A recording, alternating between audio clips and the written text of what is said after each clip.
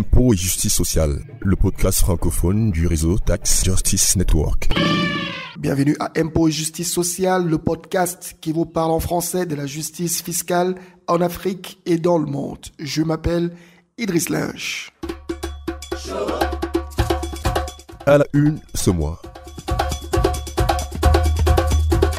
À la une ce mois, nous reviendrons sur un seul sujet, le lancement en Afrique de l'indice d'opacité financière 2022 produite par Tax Justice Network. L'occasion pour nous d'échanger de nos résultats avec des collègues venus du Nigeria, notamment l'African Center for Tax and Governance, mais aussi du Kenya, Tax Justice Network Africa, et bien évidemment du CRADEC de Jean Mbala Mbala. Nous avons présenté l'outil et ses différentes composantes à des personnes comme les sénateurs du Cameroun, les parlementaires, mais aussi des hauts dirigeants de l'administration, la société civile et les médias. Je rappelle que vous pouvez écouter notre podcast sur notre page de podcast impotsocial.libsyn.com. Libsyn avec S-Y-N. Vous pouvez aussi aller sur la page des podcasts de Tax Justice Network, de taxcast.net et vous cliquez sur l'onglet en français. Notre page YouTube, c'est www.impôts et justice sociale. Sur Stitcher, vous activez l'application et vous allez écouter notre programme. Pour ceux qui veulent interagir avec nous, mon adresse email impôts avec s-8 social@outlook.fr ou encore idriss@taxjustice.net.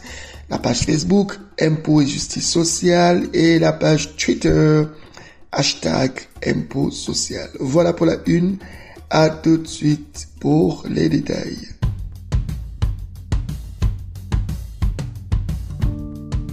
Je le disais en une, Tax Justice Network a procédé au lancement en Afrique de son indice d'opacité financière. Vous savez, l'opacité financière, le secret financier permet aux individus de cacher et de déplacer de l'argent hors de leur pays. Et pour 2022, Tax Justice Network révèle une fois de plus que les plus grands facilitateurs de l'opacité financière sont certains des pays les plus riches du monde, notamment les États-Unis et la Suisse.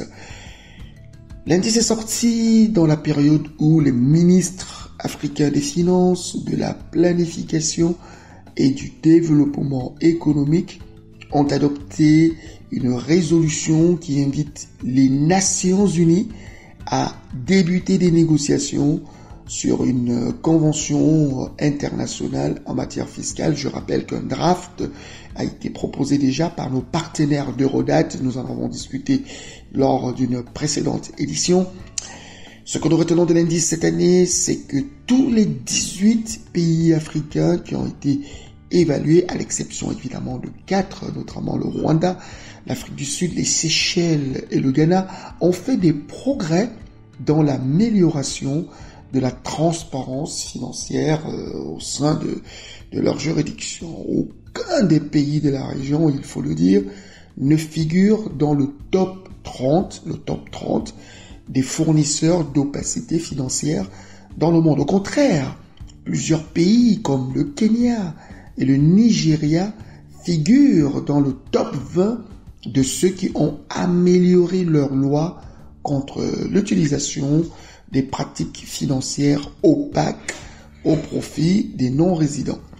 Rappelons aussi que la moitié des pays africains évalués a fait des progrès significatifs en exigeant la divulgation de la propriété effective des entreprises. Et d'ailleurs, dans des pays comme le Botswana, on devrait divulguer la totalité de la propriété effective et le Ghana l'impose à tous les politiciens, ce qui est une avancée majeure.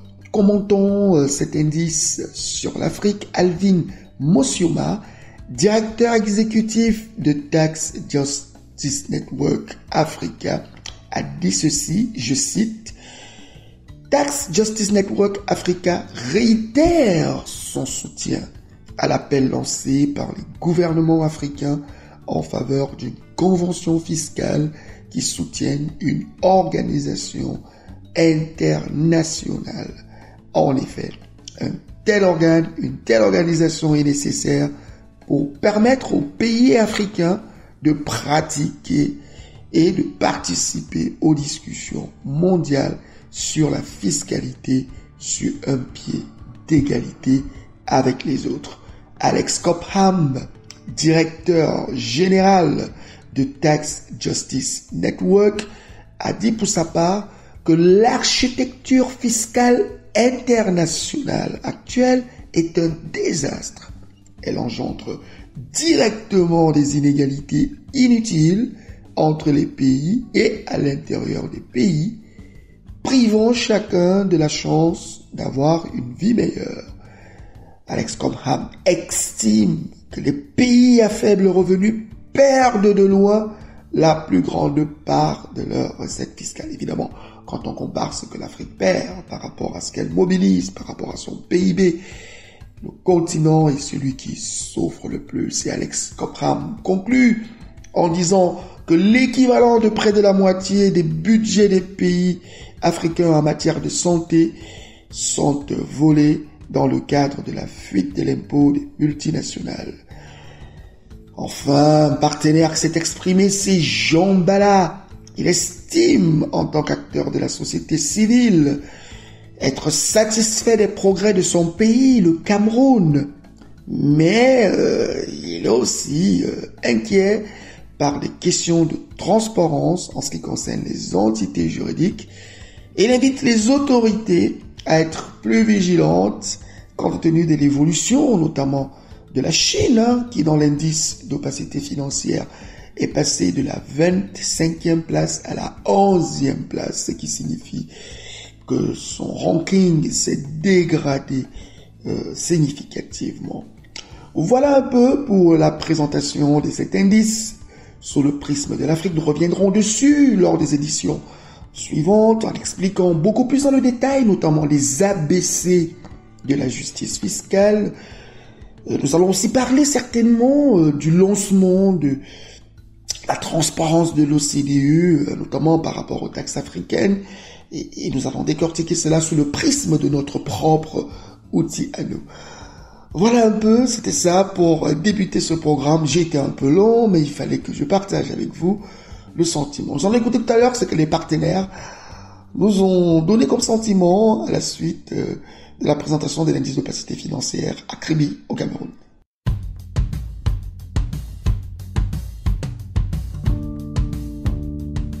La présentation à Kribi de l'indice d'opacité financière a connu la participation de plusieurs personnalités, notamment des sénateurs du Cameroun, des membres du Sénat. J'ai échangé par la suite avec l'honorable Jean-Marie Pong-Moni, qui est un des sénateurs très actifs sur la lutte contre les flux financiers illicites. Écoutez l'entrevue que j'ai eue avec lui. Sénateur Jean-Marie Pong-Moni, vous êtes sénateur pour le compte du Sénat camerounais, mais vous êtes surtout une des personnalités qui a été les plus actives au cours de ces 12 derniers mois sur les questions des flux financiers illicites. Est-ce qu'aujourd'hui, après cette période d'expérience, est-ce que vous pouvez partager avec nous qu'est-ce qui a changé en vous en tant que représentant des institutions, représentant du peuple, pour ce qui est des flux financiers illicites dans votre pays? Oui, votre question vient à point nommé. En ma qualité de parlementaire, j'ai beaucoup changé. La perception que j'avais des problèmes financiers, de la justice et de l'équité fiscale ont changé. Je me suis rendu compte que les choses ne vont pas dans le droit chemin, les choses ne vont pas comme nous le souhaitons. Nous perdons d'énormes sommes d'argent, beaucoup d'argent, simplement parce que cet argent sort d'une manière illicite. Et ce qui a été renforcé en moi maintenant, c'est de participer à la lutte contre vraiment cette fuite de l'argent qui aurait dû nous aider à construire les écoles, à construire les hôpitaux, soigner nos malades. Donc aujourd'hui, en ma qualité de sénateur, je suis résolument engagé à donner ma participation au niveau du Sénat pour que ceux qui sont compétents en la matière puissent aussi changer. En cela, je dois faire le plaidoyer et le lobbying auprès de mes autres collaborateurs qui ne sont pas avec moi dans le cadre de notre forum ici.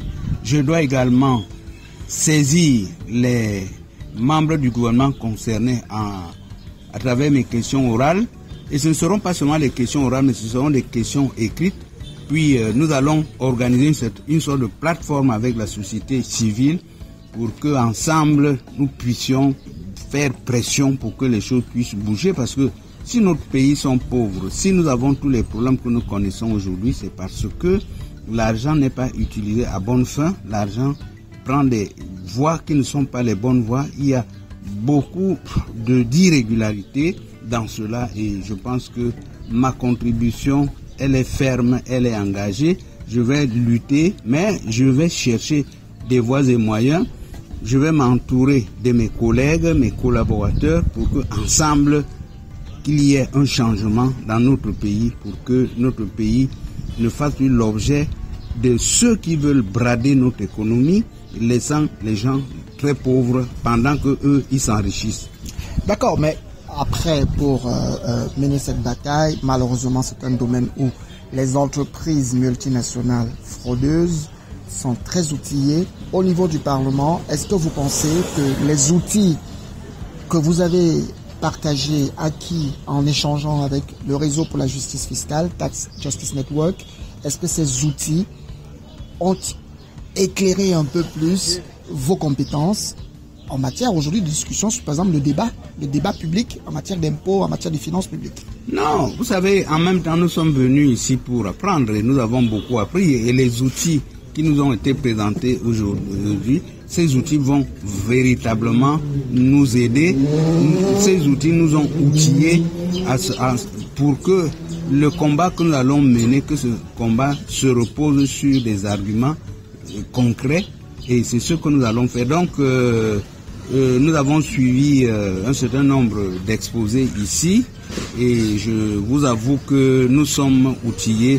Nous rentrons vraiment bien oubliés dans nos têtes pour pouvoir mener d'une manière assez concrète cette lutte contre les flux financiers illicites. Et d'accord. Alors, les ministres africains de l'économie et des finances ont adopté une déclaration à Dakar le 17 mai où ils ont défendu clairement l'idée d'une convention fiscale internationale sous l'égide des Nations Unies. Est-ce que vous, en tant que sénateur, représentant du peuple des institutions dans votre pays, le Cameroun, est-ce que vous êtes prêt à soutenir ce projet de convention si le gouvernement vous le présentez pour un débat parlementaire? Si le gouvernement nous présente cette convention, mais ça va couler, ça va aller comme du poisson dans l'eau. Nous allons soutenir cette convention. Nous souhaitons une seule chose, c'est que le gouvernement puisse présenter cette convention au niveau du Parlement. Parce que nous sommes là pour légiférer, pour voter les lois, pour adopter. Et nous sommes prêts. Et nous allons faire, à mon niveau, je le dis, campagne auprès des autres collègues pour que cette convention, si elle est présentée au niveau du Parlement, qu'elle soit adoptée à notre niveau. Merci, sénateur. Je vous remercie, c'est moi qui vous remercie.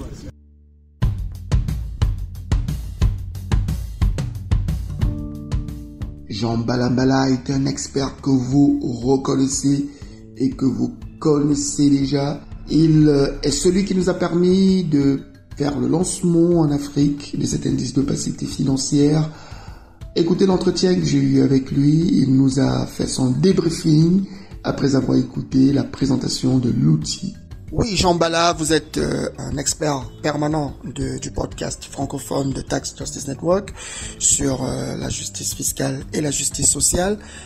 Vous êtes aussi l'un partenaire de Tax Justice Network. Vous avez accepté d'abriter le lancement en Afrique de l'indice d'opacité financière 2022.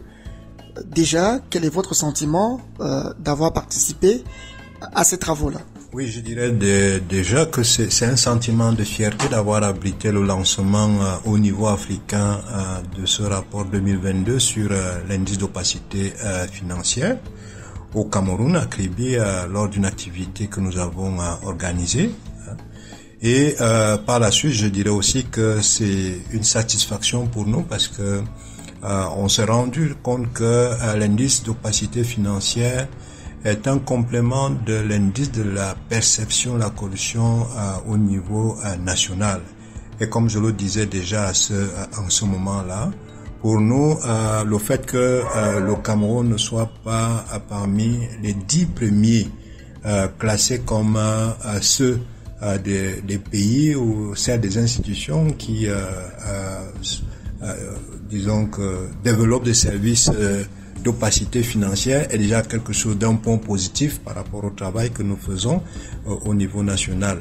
La seconde chose que je vais évoquer, c'est que au niveau africain, on se rend aussi compte que il y a un certain nombre d'évolutions que nous sommes en train de faire, mais qui doivent être consolidées par rapport à certaines préoccupations que nous avons, par exemple au niveau du secteur extractif, dans lequel nous sommes engagés et pour lequel nous voulons plus de transparence à travers le développement d'un certain nombre de problématiques telles que l'a évoqué quelqu'un sur la propriété effective, sur la mise en place d'un registre public des bénéficiaires effectifs, des questions liées par rapport à la publication des contrats.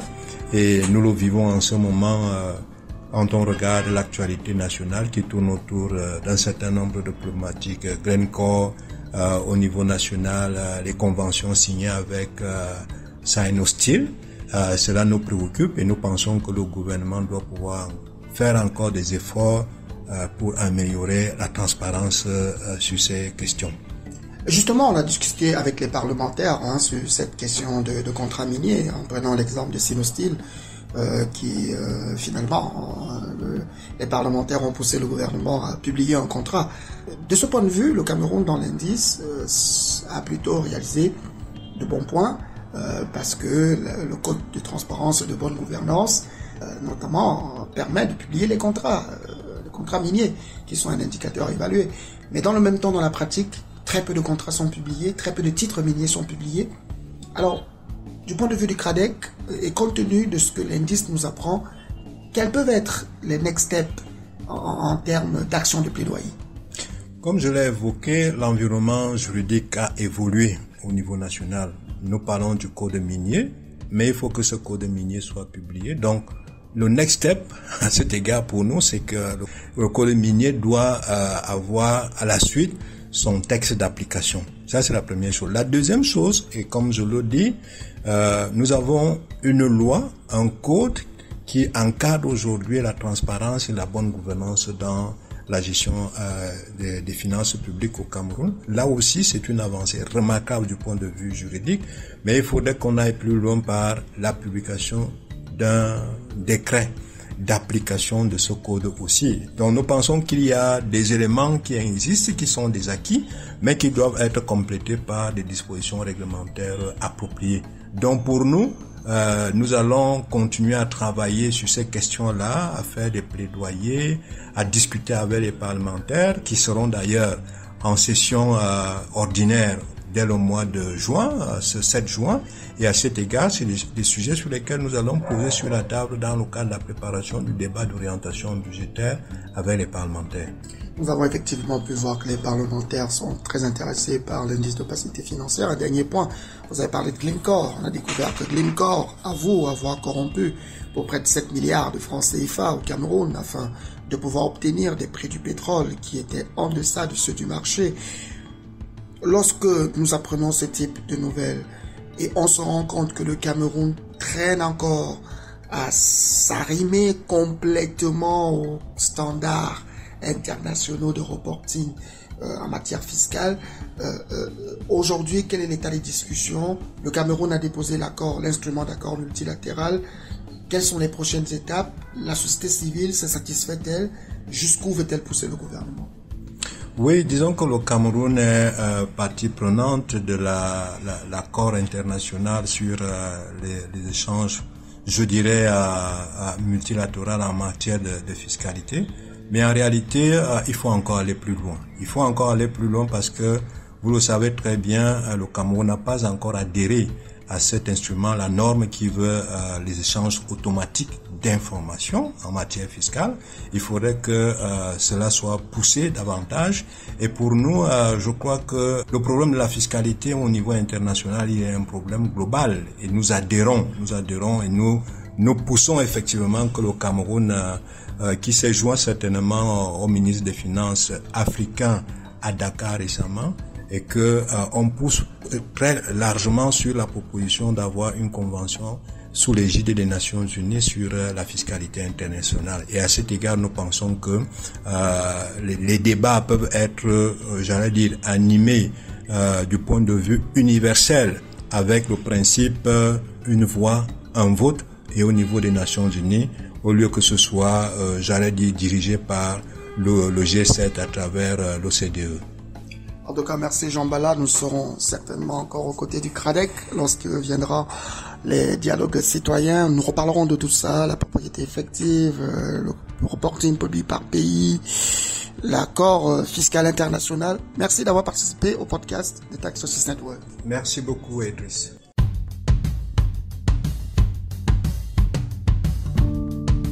Enfin, on va dire que le Parlement est très actif sur la lutte contre les flux financiers illicites au Cameroun, au Cameroun surtout, particulièrement cette députée d'une région du Cameroun qu'on appelle le Haut-Cam.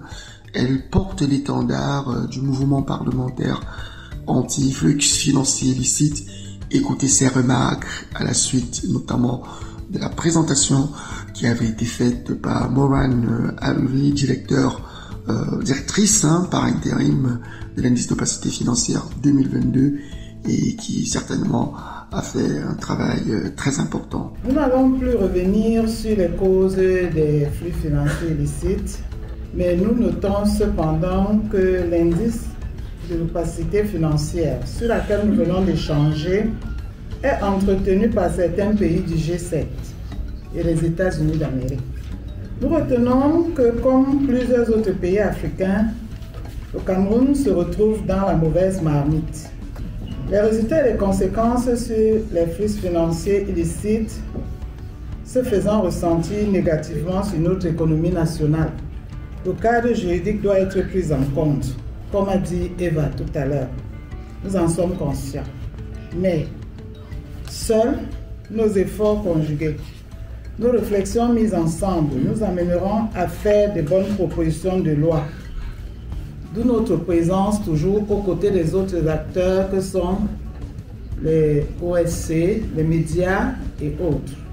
Certaines lois sont déjà prises dans ce sens, comme l'a dit tantôt M. Mbalambala, même si les décrets d'application tardent à se mettre en place. Nous veillerons à accélérer le processus en utilisant les canaux légaux existants. Le Nigeria a déjà mis en place certaines mesures pour combattre l'opacité financière. Nous pensons que partager ces espérances telles que nous le faisons actuellement pourrait nous édifier davantage. Notre caucus vient d'être mis sur pied. Nous pensons sincèrement qu'avec le concours et la collaboration permanente de tous, nous pouvons et devons même trouver des solutions pour au moins limiter cette opacité financière dans notre pays. Retenez aussi que nous ne sommes pas autant outillés que vous et avons besoin de ce genre de séances qui seront régulièrement tenues et qui pourront nous édifier davantage. S'il est vrai que seul on va vite, il n'en reste pas moins qu'ensemble on va plus loin. Idriss a fait des propositions pertinentes.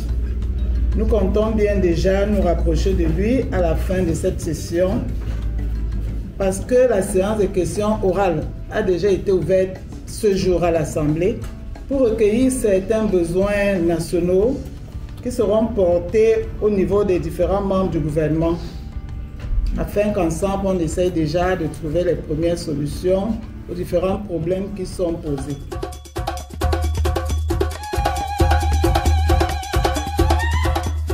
c'était tout pour votre programme de cette édition du podcast de Tax Justice Network. Nous allons revenir dans les prochaines éditions sur d'autres éléments de l'indice d'opacité financière, notamment la propriété effective, mais aussi l'échange automatique d'informations ou encore le reporting pays par pays.